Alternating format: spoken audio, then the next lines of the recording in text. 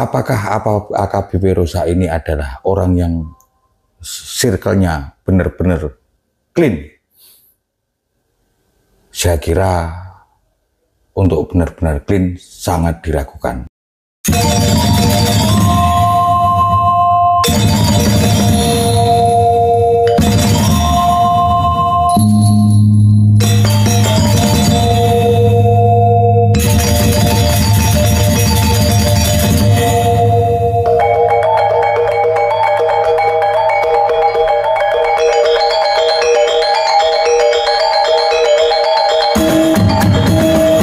Selamat malam, selamat berjumpa kembali di Revolveri Channel Merdeka. Mohon maaf agak lama kita tidak bersua di channel kita bersama. Saya hari ini tertarik untuk mengamati sidang kasus Mas Hasto, terutama pada saat menghadirkan saksi fakta yang dari KPK, yaitu AKBP Rosa dan Arif Budi Raharjo. Saya mengamati ada dua perbedaan kondisi psikologis saat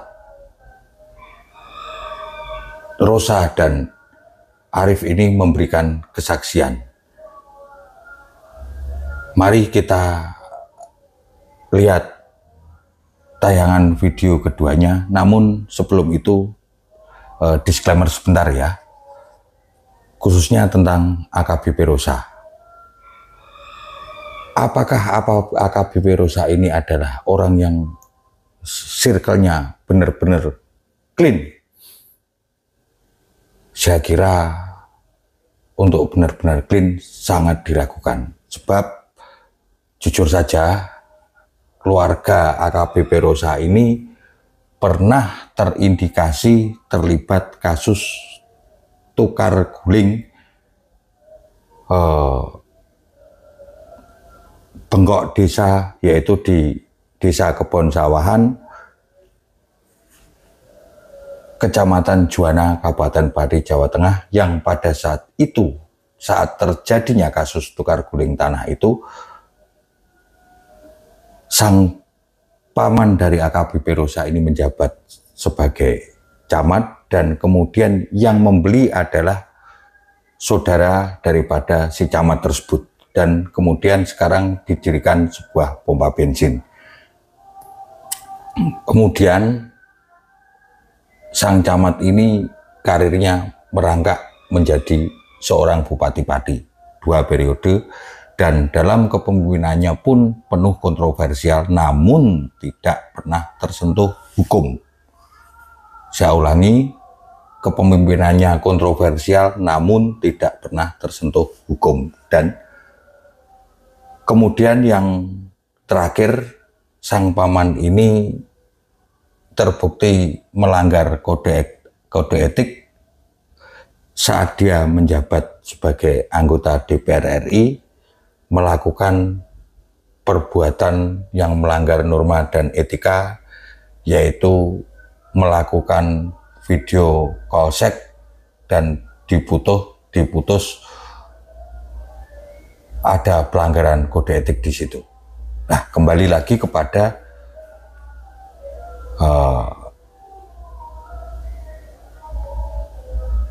perbedaan psikologis antara AKBP Rosa dan Arif Budi Raharjo. Ini kita saksikan tayangan keduanya.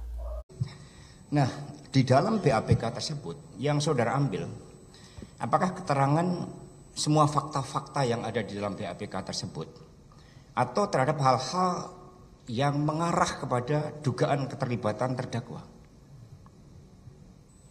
Jadi ini secara global saya jelaskan bahwa apa yang kami kutip di dalam BAP itu yang konteksnya terkait dengan perbuatan atau peran dari Bapak atau terdakwa. Baik, terima kasih. Di dalam Undang-Undang KPK, saudara tahu apakah asas KPK? Asas yang mana? Asas di dalam Undang-Undang KPK apa saja? Karena asas ini kan wajib ditaati. Kepastian hukum, akuntabilitas, saudara tahu? Tahu. Nah, oke. Nah, saya akan menyampaikan fakta bahwa di dalam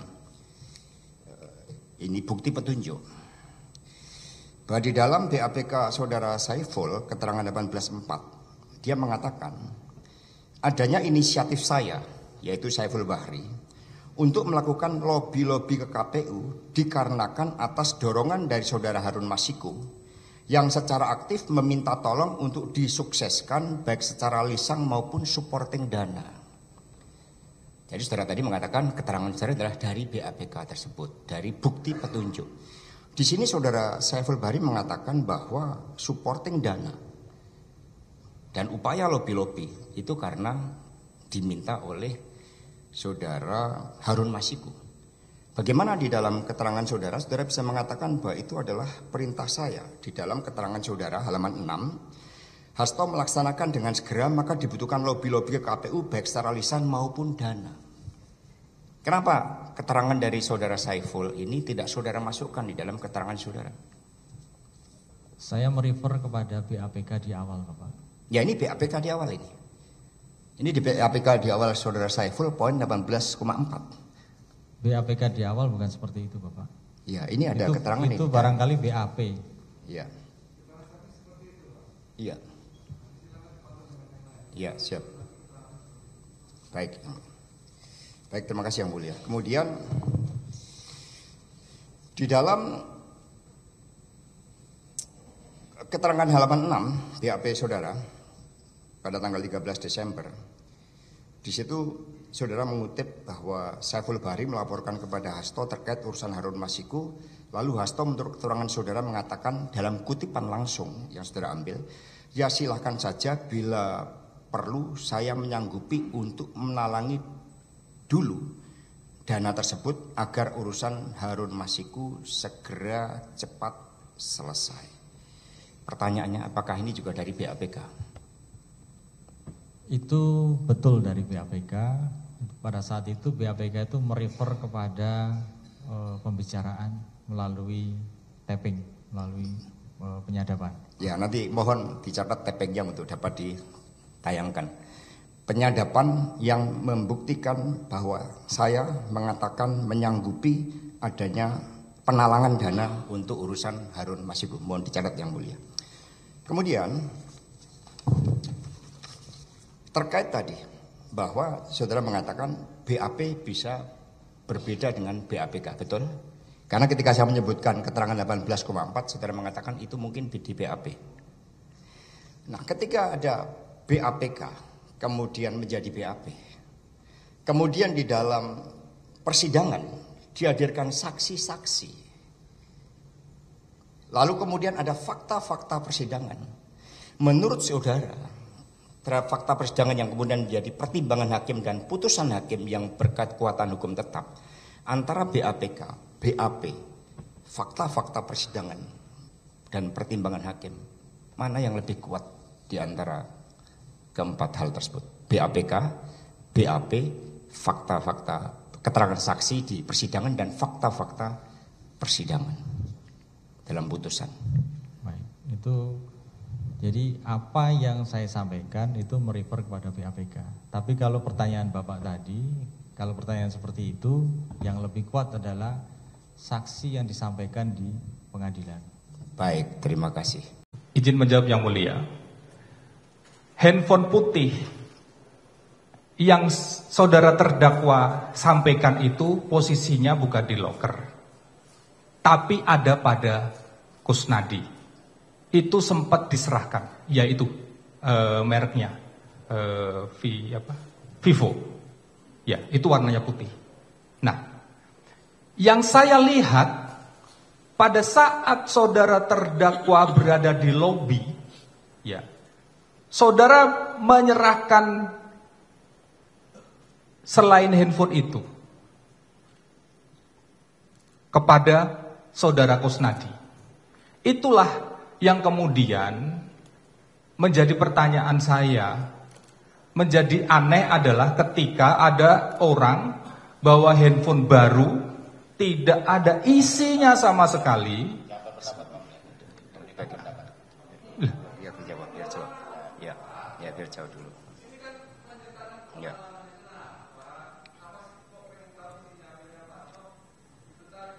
Bukan, dia berpendapat, mohon izin yang mulia, dia berpendapat. Ya, biar Ini menceritakan fakta. Ya. Menjadi aneh ketika handphone baru dibawa kemana-mana. Tidak ada isinya. Nah, sedangkan dalam konstruksi perkara yang memang kami lakukan penyidikan, alat komunikasi saudara terdakwa ini sangat penting untuk mengungkap. Karena yang kita dapatkan adalah dari satu sisi saja komunikasi. Dari pihak saksi Saipul, pihak saksi Fitio, pihak saksi Doni. Nah, sedangkan kita belum dapatkan alat komunikasi itu. Ya. Baik, terima kasih karena berkaitan yang mulia. Apakah saudara ingat bahwa setelah melihat ada handphone itu tidak ada apa-apanya, dan kemudian saat itu sebelum saudara mengecek, saudara mengatakan akan menyita handphone tersebut. Kemudian kita sempat berdebat di ruangan reksa. Karena saya mengatakan kepada saudara, saya dipanggil sebagai saksi. Sehingga ketika ada upaya penyitaan, saya mengatakan kepada saudara, ini sudah pro justisia. Lalu saya mengatakan kita berdebat, saya menolak penyitaan handphone tersebut. Kita berdebat. Betul. Apakah saudara ingat itu? Saya ingat sekali. Oke. Nah, kemudian di situ saya menunjukkan kepada saudara undangan saya sebagai saksi. Di dalam undangan sebagai saksi itu yang mulia, konsideran pertama menimbang itu adalah Undang-Undang Nomor 8 Tahun 81 tentang KUHP.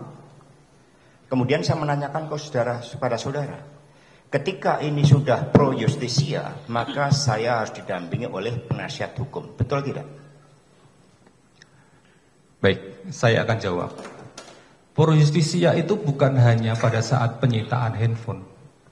Ketika dikeluarkannya surat perintah penyidikan terhadap seseorang, walaupun saudara terdakwa pada saat itu adalah sebagai saksi, ya, penyidik memiliki kewenangan untuk melakukan penyitaan tanpa didampingi oleh penasihat hukum. Yang kedua, saya kembali lagi refresh kepada Bapak.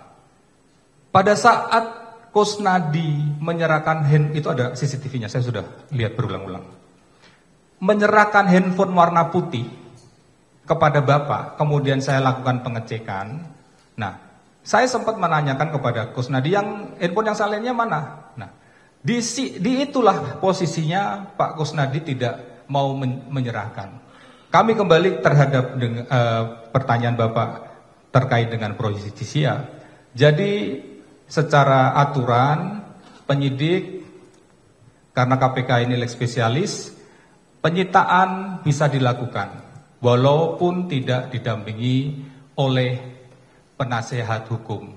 Dalam hal ini Bapak memang statusnya pada saat pemeriksaan itu adalah sebagai saksi untuk tersangka Harun Masiku. Jadi penyidik memiliki kewenangan untuk melakukan penyitaan, dan pada saat itu juga sudah dibuatkan berita acara penyitaan maupun dokumen surat tanda terima barang bukti terkait dengan barang bukti yang kami lakukan penyitaan dari Bapak. Dan pada saat itu, apakah Bapak masih ingat Bapak menolak untuk menandatangani BAP, berita acara penyitaan maksud kami, dan berita acara pemeriksaan? Baik, terima kasih yang mulia. Karena di situ ada perdebatan yang sangat penting terkait dengan makna Undang-Undang Nomor 8 Tahun 81. Dan kemudian saudara mengatakan dengan keras bahwa kami punya SOP sendiri. Sehingga yang ingin kami sampaikan di sini bahwa saudara saksi bertindak atas ketentuan SOP KPK dibandingkan dengan Undang-Undang Nomor 8 Tahun 81. Dan perdebatan itu cukup keras. Nah, setelah perdebatan itu, maka saya tetap menolak untuk terhadap penyitaan handphone. Nah, setelah saudara kemudian memanggil saudara Kusnadi tanpa saya ketahui, kemudian saya ditinggal cukup lama. Tadi saudara mengatakan bahwa saudara membawa Kusnadi ke ruang periksa, ke ruang pemeriksaan saya. Betul. Nah, maka yang mulia supaya fair, kami mohon agar rekaman pemeriksaan saya pada tanggal 10 Juni itu nanti juga dapat dijadikan sebagai barang bukti. Karena kenyataan yang ada, saya mengetahui saudara Kusnadi berada di lantai 2 adalah ketika saya ditinggal cukup lama. Karena ruangan saya cukup dingin, kemudian saya memanggil saudara Rosa berkali-kali, berteriak, tetapi yang bersangkutan tidak datang. Saya yang diundang sebagai saksi secara resmi, ditinggal tanpa pemberitahuan, maka kemudian saya ke belakang, ke toilet tanpa izin. Disitulah saya di lantai 2 bertemu dengan saudara Kusnadi. Lalu di situ saudara Kusnadi saya tanya, kenapa Anda di situ? Dipanggil Bapak, padahal saya tidak pernah memanggil saudara Kusnadi dan situ terjadi keributan. Bahkan saudara juga emosi. Nah, pertanyaannya adalah bahwa apakah betul pertemuan saya dengan Kusnadi itu di ruang pemeriksaan atau di lantai 2 dekat musola? Saya jawab, Kusnadi kami pertemukan di ruang riksa. Bapak, pada saat itu Bapak lihat ke belakang, lihat Kusnadi, dan kemudian menjadi antipati. Ya, itu ada rekamannya. Kalau gitu mohon nanti untuk kembali lagi supaya fair, nggak ada fitnah, nanti agar rekamannya dapat dibawakan ketika terjadi pemeriksaan itu. Nah, selanjutnya adalah setelah perdebatan, dan saudara masih ingat di lantai 2 dekat toilet, saudara saat tarik, kemudian saudara marah, dan kemudian di situ saya meminta suatu syarat bahwa Kusnadi hanya boleh ada selama 10 menit. Ini faktanya sangat penting karena setelah itu saya didiamkan di dalam pemeriksaan hampir selama 3 jam. Pertanyaannya adalah, mengapa saya yang diundang secara resmi untuk menjadi saksi, kemudian didiamkan selama hampir 3 jam, dan ternyata saudara malah memeriksa saudara Kusnadi yang tidak ada panggilan surat pemeriksaan secara resmi? Baik, saya jawab itu kronologis menurut versi terdakwa. Saya akan menyampaikan terkait dengan apa yang saya lakukan selaku penyidik pada saat itu. Jadi ketika saya menanyakan, kita basa-basi Pak itu Pak, menanyakan kepada Bapak ada handphone? Bapak jawab awalnya nggak ada. Oh, ada sama staf. Stafnya siapa? Kemudian Bapak tidak menjawab siapa. Padahal ketika saya menanyakan itu, saya sudah punya bahan. Sebelum Bapak naik ke ruang pemeriksaan itu, kami sudah mengcapture beberapa barang Bapak titipkan kepada Kusnadi. Yang saya pahami adalah itu merupakan upaya yang Bapak lakukan supaya barang-barang Bapak jangan sampai ketahuan keberadaannya oleh penyidik. Itu yang saya pahami. Itu yang saya pahami. Kemudian ketika saya turun Pak, saya temuilah Pak Kusnadi. Waktu itu saya lihat foto yang mirip, oh ya, ternyata sedang merokok. Saya samperin, saya tanya begini, stafnya Pak Hasto ya? Dijawab iya. Kemudian boleh Pak ikut ke atas ketemu sama Pak Hasto. Dengan maksud apa? Supaya Kusnadi menyerahkan sendiri barang itu kepada Bapak. Jangan sampai barang itu saya ambil sendiri, kemudian Bapak juga komplain kepada saya. Ini barang dari mana? Nah, tujuan utama penyidik menghadirkan Kusnadi ketemu Bapak di ruang riksa, CCTV-nya adalah untuk menyerahkan sendiri barang itu kepada Bapak. Yang diserahkan pada saat pertama kali saya masih ingat, warna putih. Dan saya yakin itu juga setelah saya cek, tidak ada apa-apanya. Kemudian Pak Kusnadi, defense, tidak mau menyerahkan barangnya Bapak dalam posisi handphone yang lain. Akhirnya kami sampaikan terkait dengan kewenangan penyidik untuk melakukan kegiatan penggeledahan maupun penyitaan, dan itu sudah dibuatkan berita acara.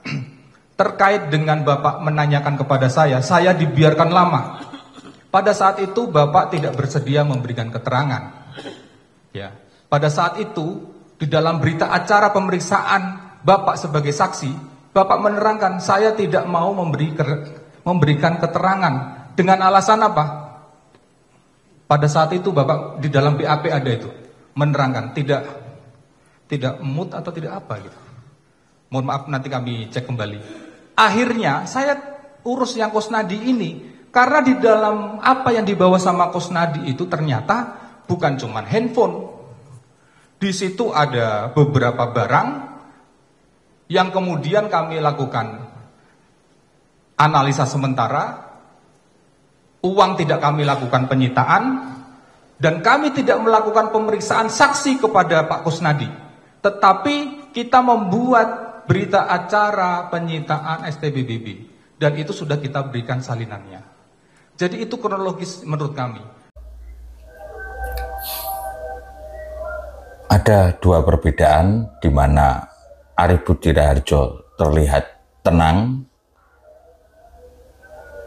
dalam menjawab dengan pensikapan yang tetap terkontrol. Namun yang menarik adalah bagaimana saat AKBP Rosa tampil di persidangan. AKBP Rosa ini selalu menggoyang-goyangkan kursinya dan kadang-kadang terlihat sedikit emosional dalam memberikan jawaban. Secara psikologis, orang yang menggoyang-goyangkan kursi saat dia duduk itu ada beberapa hal. Satu, dia merasa dia merasa tertekan dan cemas. Kemudian dia mengalami kebosanan dan kemudian dikarenakan oleh suatu penyakit, yaitu seseorang yang tidak bisa diam, atau di dalam istilah kedokteran itu orang tersebut mengalami apa yang disebut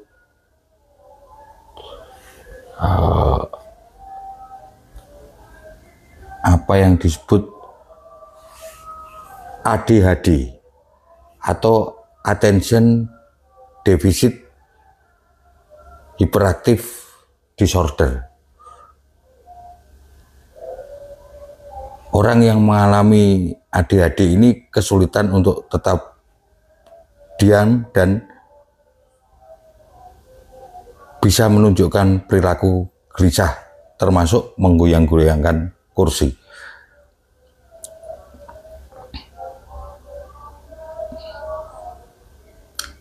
Yang pertama tadi, dia merasa bosan dan gugup. Ya seperti itulah orang dalam kondisi gelisah, kan tentunya dia tidak akan bisa tenang, dan salah satu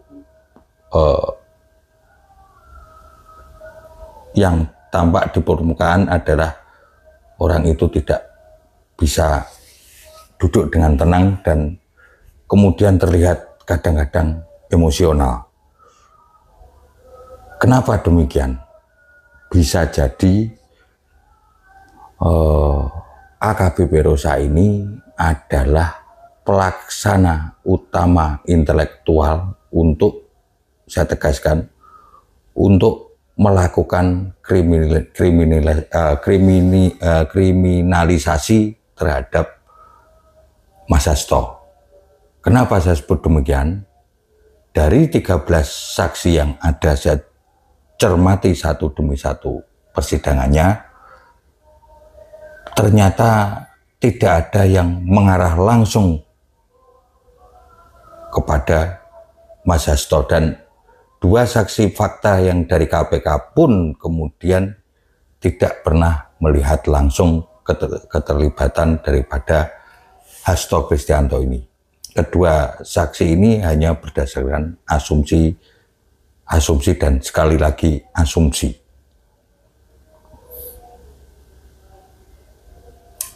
Ini patut disayangkan. Namun kalau memang ini peradilan yang terkondisikan dan targetnya adalah Mas Hasto harus masuk, tentunya arah putusan sudah bisa diduga seperti apa.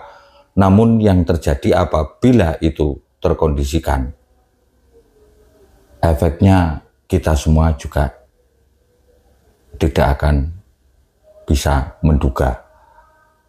Mungkin juga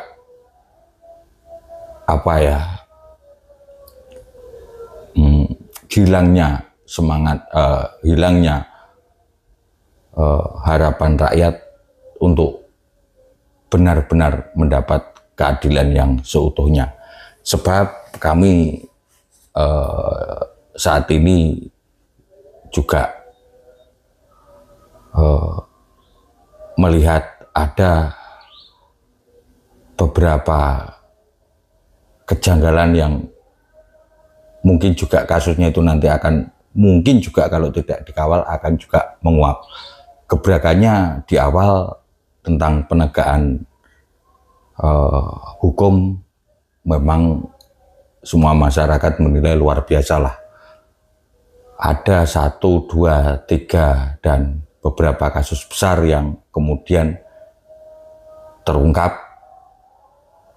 tapi kok hanya sampai pada terungkap saja ya. Misalkan terus terang aja kasus pagar laut, kenapa hanya baru sampai pada Lurah Kohot? Siapa aktor intelektual di belakangnya sampai saat ini juga tidak jelas. Dan yang sangat disayangkan adalah kasus korupsi di anak perusahaan Pertamina yang kemudian merugikan negara, dan nilainya untuk saat ini menjadi yang paling besar, yaitu 1 kuadrat-triliun atau 1000 triliun, dan itu jelas uangnya ada karena itu berasal dari selisih harga Pertamax. Namun kemana uang itu, bagaimana kelanjutannya, sampai saat ini pun belum jelas. Sekian dari kami, tolong beberapa kasus yang sudah diungkap itu segera ditindaklanjuti. Sekian, salam paras dari Revolveri Channel. Merdeka!